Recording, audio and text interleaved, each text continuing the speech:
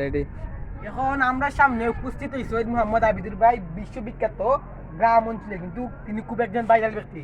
আমরা তো এবার শিখিনি নই, এখন তাই গোপালগঞ্জ সম্পর্কে কিছু কথা কইবা, কারণ আপনারা সেটাই মনোযোগ দিয়া শুন তাই।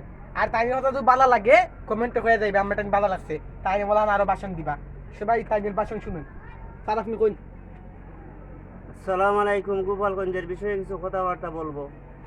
মানে গোপালগঞ্জের ছাত্র ছাত্রী এবং মুরব্বীরা, এই দেশের মানুষ যারা আছেন, মানে স্বৈরাচার আওয়ামী লীগের বিরুদ্ধে, স্বৈরাচার আওয়ামী লীগকে বাদ দিলাইছি, দেশ চাইলে তাই গেছুন কি এর ফাঁসার লইতাই না, এরে ফিরিয়ে আনার কোনো আবেদন নাই। স্বৈরাচার দেশের মানুষকে হত্যা করছে, দেশের মধ্যে হোম গোম গাইবি মামলা, এইটা থেকে আমরা বাঁচতে চাই। গোপালগঞ্জের মানুষ তোমরা যেসা কোনো পক্ষ লইলাও এত অসুবিধা না, কিন্তু আওয়ামী লীগ ছাড়া আপনারা যে এখনো মানে সুযোগ দেওয়া যাচ্ছে, নাইলে গোপালগঞ্জে ফাট ফাট করে আমরা নানান দেশে বিভক্ত করে দিব।